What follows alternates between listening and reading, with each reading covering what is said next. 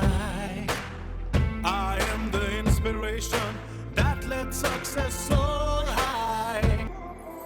I will achieve, I will fly high.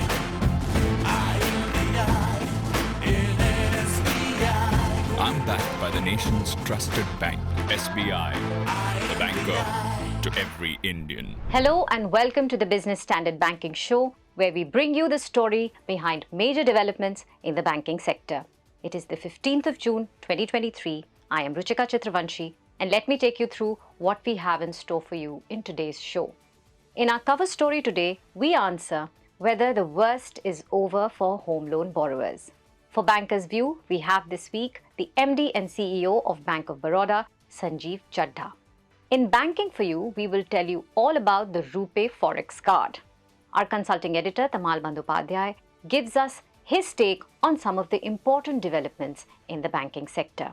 And of course, we will share the results of the last week's poll and the question for this week at the end of the show.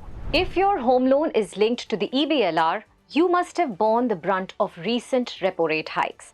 But there is relief from rising interest rates for home loan borrowers in this financial year. The RBI has kept the repo rate unchanged at 6.5% yet again. So is the worst over for home loan borrowers? How will the situation pan out going forward? Manojit Saha has the answers.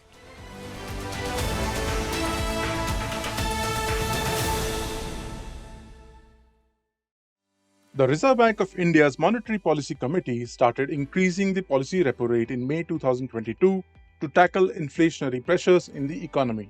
Between May 2022 and February 2023, the repo rate was increased by 250 basis points to 6.5%. Home loan rates have increased in tandem with the repo rate. Since October 1, 2019, floating rate loans for retail and MSME segments have been linked to an external benchmark, which is mostly the repo rate. As a result, home loan rates hovering around 6.5% last year have gone above the 8.5% mark, and in some cases, even touched 9%. The worst hit are the borrowers who took home loans in 2019-2020 when the interest rates were at their lowest. Now, for two consecutive monetary policy reviews, in April and in June, the central bank has kept the repo rate unchanged. Will that bring relief to home loan borrowers? D.S. Tripathi, Executive Vice Chairman of Aadhar Housing Finance, says home loan demand was steady in FY23 despite rising interest rates. This year's growth may continue to be strong, though it could be slightly less than last year. The RBI was hiking the loan rate during the year 22-23. If you see, the home loan performance, the growth was around 15% overall, I'm talking.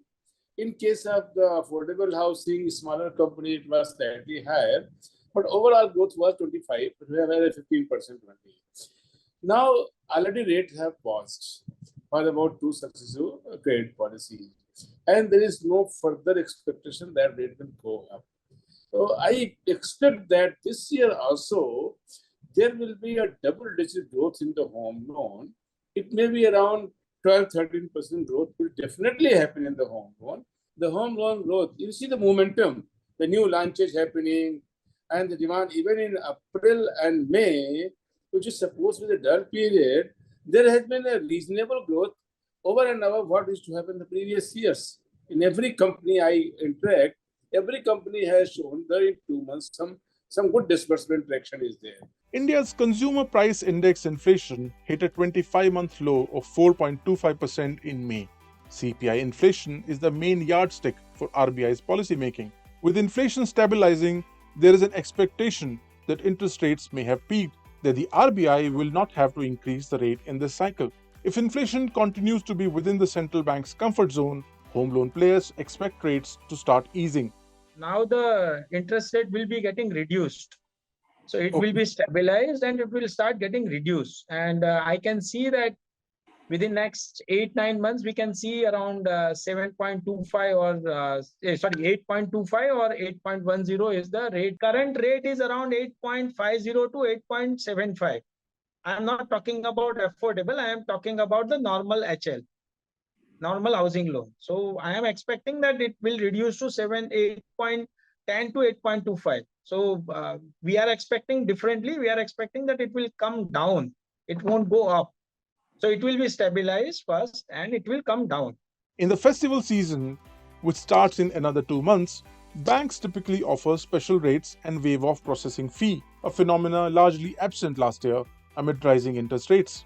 Hopefully, discounted rates will return this festival season with interest rates stabilizing, and the worst may well be over for home loan consumers. Now, of course, there's nothing you can do about the interest rate movement. But as a home loan borrower, you can try to make sure that you are getting the best deal. Moving on to our Banker's View segment. This week, Business Standard's Manojit Saha caught up with Sanjeev Chadha, Managing Director and CEO of Bank of Baroda. He talks about some of the current developments, such as the RBI monetary policy and also the bank's current position. Let's listen to the chat.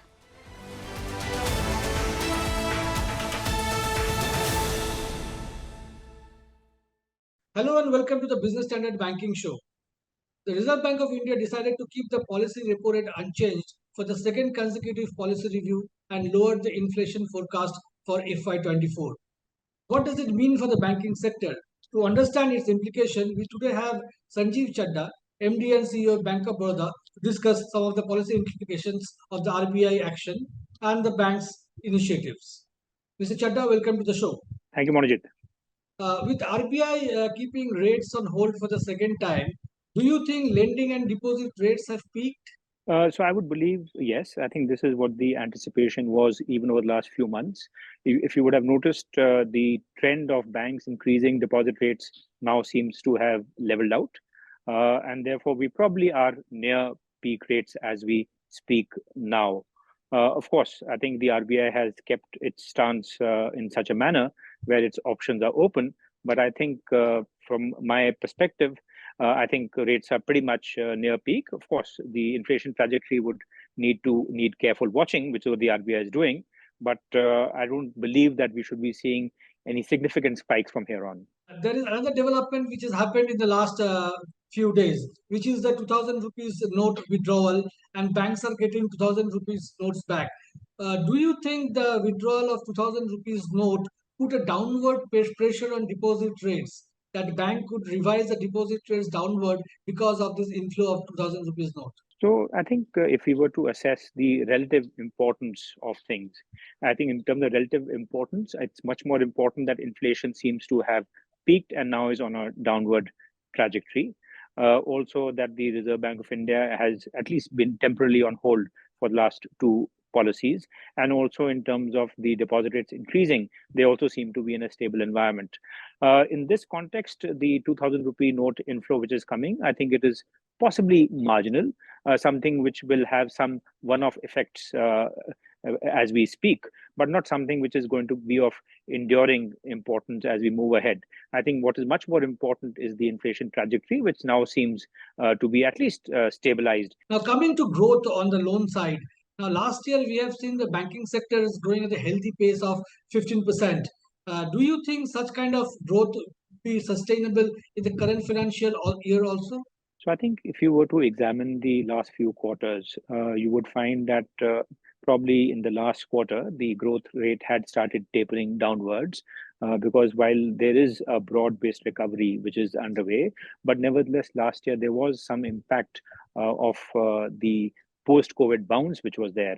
Now that is no longer going to be the case. So our own sense is that we should see probably on an average a growth in maybe about early teens, 13-14%.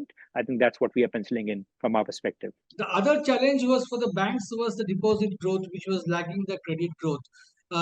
Do you think deposit growth should pick up this year?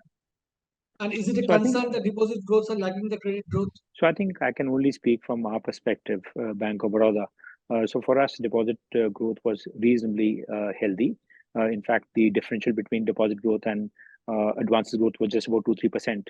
And we are still, again, on a domestic CD ratio of 75%. So I think from our perspective, deposit growth is not constraining advances growth in the least. There are always cycles which are there. Over the last 3 years, maybe 2 years back, there was a time when deposit growth was significantly ahead of advances growth. The opposite was true last year.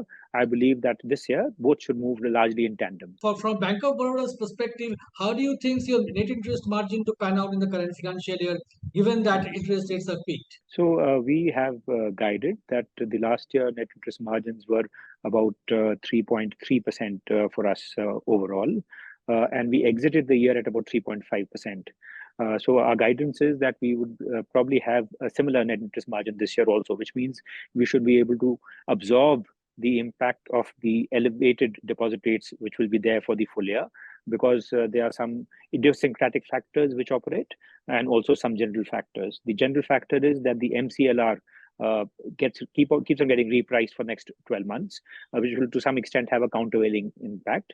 And what is idiosyncratic for us is that there's a composition change which is happening in our balance sheet. This proportion of retail is going up. Last year, our retail loans grew by 28%, where the spreads for us are better. Also, in terms of corporate loans, I think the tightening of the liquidity has meant that some pricing power has returned. Also, this year, we expect that the proportion of international in our book should be a little lower as compared to last year. Last year, overall growth was 18% in loans and international grew by 30%. We believe that international will grow in line with overall growth. And since NIMs in international are lower, therefore, again, a proportionate increase would mean that supports margins to some degree.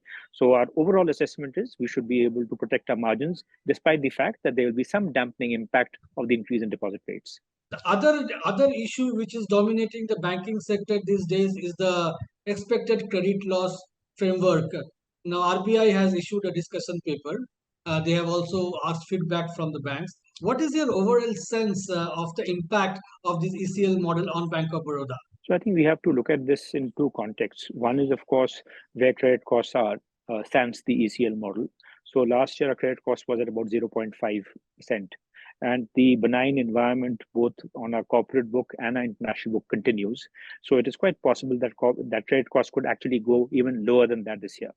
And also, to the extent that we can foresee in the future, I think next 2-3 years should be fairly good, which means that there's enough room which is there to absorb any ECL amortization which might be there. Of course, the exact figures we'd get to know once the RBI comes up with the precise definitive guidelines. With your net NPA ratio less than 1%, do you think that gives Bank of Baroda an advantage in a advantageous position to adopt the ECL norms? So I think both things work. One is your stock, right, which is your current book, where, as you said, the net NPAs are about 0.89%. Gross NPAs have been coming down, and gross NPAs are plus written off assets are provided to the extent of 92%, which means that the scope for additional provisioning is very, very limited as we go forward. Along with that is your current book. Now, as I mentioned to you, in the current book, the credit cost is coming out at very, very low levels. So both these two things in tandem, the well-provided existing book and the low credit costs that are there now and which we foresee to continue, they are likely to again help us absorb any ECL impact that might be there in the future. So continuity is a very positive aspect for the bank, as you have rightly pointed out. So on that note, Mr. Chadha, thank you so much for speaking to Business Standard. It was always a pleasure talking to you. Thank you, Monojit. Sanjeev Chadha explained how the bank is in a better position to make the transition to the expected credit loss framework once it is implemented. On to our next segment, Banking for You. Today we are talking about Forex cards and how they compare with your Visa and MasterCard. Raghu Mohan tells us all this and more in this report.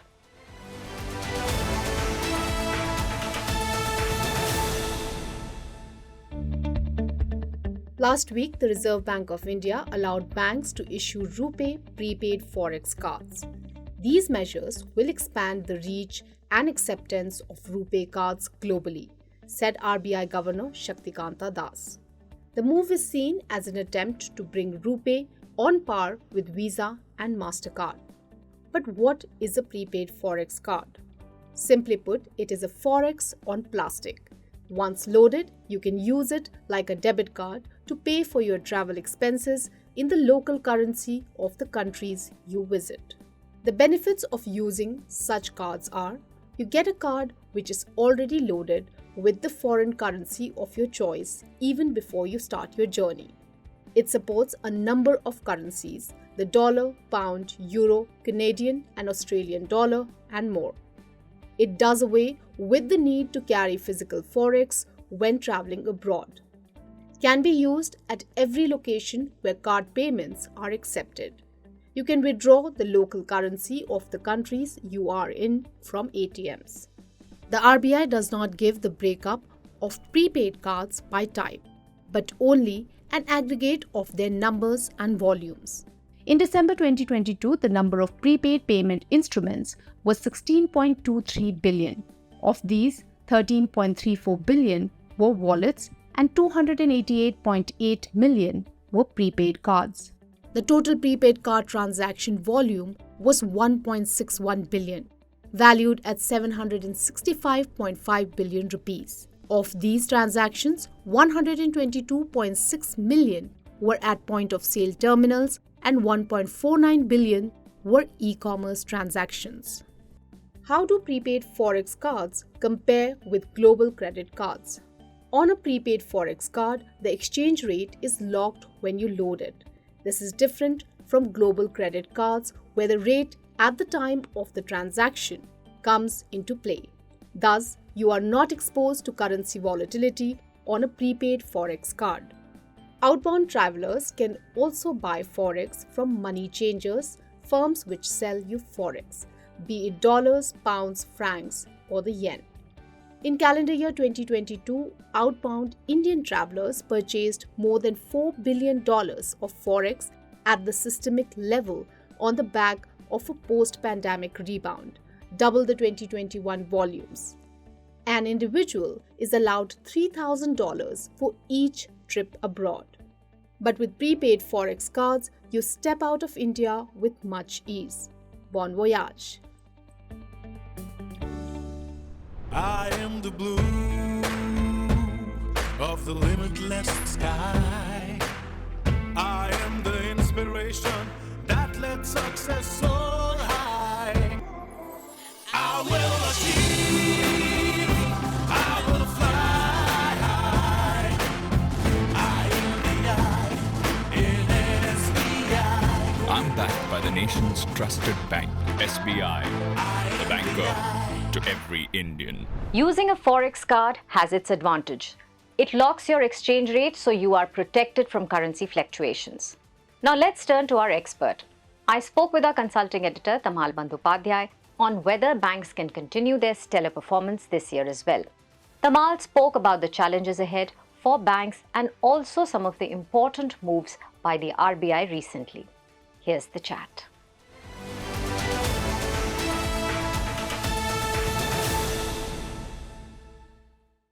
Hi, Tamal. Welcome once again to the Business Standard Banking Show. So let us start our chat today by talking about your column this week. It's an issue you've touched upon in the past as well, but much deeper this time. So can you give us a broad overview of what are the challenges before the banking sector and whether you think that the performance they've had in last financial year they will be able to keep it up? And if not, then why not? I think there are challenges ahead. Very briefly, challenge number one, in a rising interest rate scenario, you enjoy higher NIM, net interest margin. But interest rate now we have stabilized. We have seen the end of rate hike cycle. It will only come down. And deposits, the banks have been pretty conservative while hiking the deposit rates, even though the fight is on. But still, the entire impact of the raise in deposits has not been felt by the system as yet. So as more and more part of the portion of the deposit get repriced and banks' ability to hike their interest rate for loans are curbed, then we will see the NIM under pressure, net interest margin under pressure. That's the mainstay of a bank's income. That's point number one. Point number two is this, this recovery part, which has been pretty good till now. So that's another issue. Banks will not be able to recover as much as they have been doing in the past. So Tamal, you've mentioned many challenges.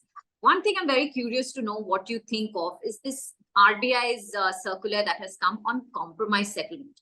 What do you think of it, and how do you think it will impact the banks? Well, there's a little history to it. You are aware that Reserve Bank of India in February 2018 had a similar circular on compromise settlement, which in 2019 April, if I'm not mistaken, Supreme Court announced it ultra virus. And then subsequently, Reserve Bank of India said we would come out with a new norm. So finally, this new norm has come. The good part of the story is this, it's very structured, and it's not only applicable to the banks, it's all regulated entities, which means the commercial banks, the universal banks and SFBs, which have all along been, but the new entrants in this segment are the cooperative banks. Cooperative banks are not covered by this, and as well as the non-banking finance companies, the NBFCs. So this new compromise norms are applicable to the entire financial sector, not the banks. That's one part of it. Other part of it is this, of course, the Reserve Bank of India has said that you need to have a board-driven policy, a committee which will decide on this. It has to be above the level of the credit committee, in the sense people who lend, the executives who sanction and lend should not be a part of this committee, which will go for this, one-time settlement, etc. No wonder then RBI has also been raising these governance issue. I mean, we didn't talk about it earlier, but today is a good day to discuss about what you thought of Mr. Das's meeting with the bank boards of both public sector, private sector banks, and all that he talked about, governance issues. What do you think was the provocation, and how do you see the situation evolving now? Well, provocation is, you take hard decision when the time is good. I mean, look at the banking sector, which is well capitalized. Provision coverage ratio is pretty good. Earnings are very good. NIM is pretty good. Everything is good. So you must take hard decisions at this kind of good time. So that's what governor has rightly said. And this is a different kind of Reserve Bank of India, which is keeping a very close watch on the banks, not only their prima facie on their balance sheet, that's their earnings and their NPAs, going beyond that, even their business model. Reserve Bank of India, like for instance, a bank which is there are too much of dependence on bulk assets, bulk deposits. I mean, on the liability side, Reserve Bank of India is telling the bank, look, you can't afford to do that. You look for granular deposits. Similarly, if a bank is particularly inclined to give more and more unsecured loans and thereby strengthen its NIM and earning is higher, Reserve Bank of India says, look, you are inviting trouble for yourself. So this RBI is looking at the business model. This RBI is looking at the governance with a very different vision. And you must have noticed Reserve Bank of India Governor Das had spoke about the modus operandi of how the banks are evergreening loans. How they are the loan has become bad, but now how they are camouflaging it and show it as good. So this RBI is a very proactive RBI. Now, one of describing this regulator that it's doing micromanagement, I would not say that. I would say this is a very intrusive regulator, and globally regulators have been doing that. They are getting into the kitchen and bedroom of banks and checking out whether it's right or wrong. That's what the RBI is doing it, and it's a very composite approach. I would say 360-degree approach with the Bank of India is taking. They're not only taking the banks, looking at the banks' health and the business model of the banks, they're also looking at the borrowers' health and their business models, their ability to pay back, and they're also looking at the non-banking financial entities. So it's bank, non-bank, and the borrowers, the corporate borrowers. Everybody is on the RBI radar, and this RBI is very different. I think it does not want to see a repeat of Yes Bank kind of stuff. It's doing a lot of things which you and me are not aware of it, but it has been doing. Maybe in the weeks to come, you will share more with us about what they're doing. And very rightly said that it's going to be a challenging year. A lot of challenges that you have listed in this interview, and also very rightly said that they are taking a 360-degree approach. So the lens, we'll be keeping a very close watch on how the sector performs in the coming months. Thank you, Tamal, for taking the time, and look forward to another freewheeling chat with you in the next episode. So banks' margins could be under pressure in the near term, and add to that the greater than ever stress on governance issues. Tamal covered it all quite well. Last week, we asked you, has RBI managed to contain inflation? 69% of our viewers felt yes, it has, while 31% said no, it has not managed to contain inflation. RBI uses interest rates as a monetary policy instrument to control inflation. Retail inflation has been on a downward trend, and RBI in its latest monetary policy had pressed the pause button. But will it now stop the hike and start to cut the rates? Our poll question therefore this week is, will the RBI cut rate in August? Our poll is open from today, that is Thursday, and you can respond on Twitter, Instagram, LinkedIn, Telegram, and our website. We will be back next week with more news and analysis. Thank you for watching.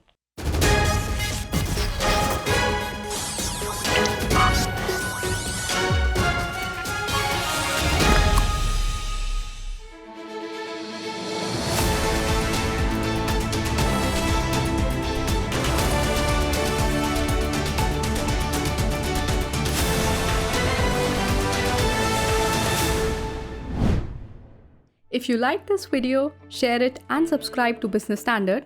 For more news, views and insights, log on to www.business-standard.com. Do also follow us on YouTube, Twitter, Facebook, Instagram, Telegram and LinkedIn. I am the blue of the limitless sky. I am the inspiration that lets success soar high. I will achieve, I will fly high. I am the I in SBI. I'm backed by the nation's trusted bank, SBI, the banker to every Indian.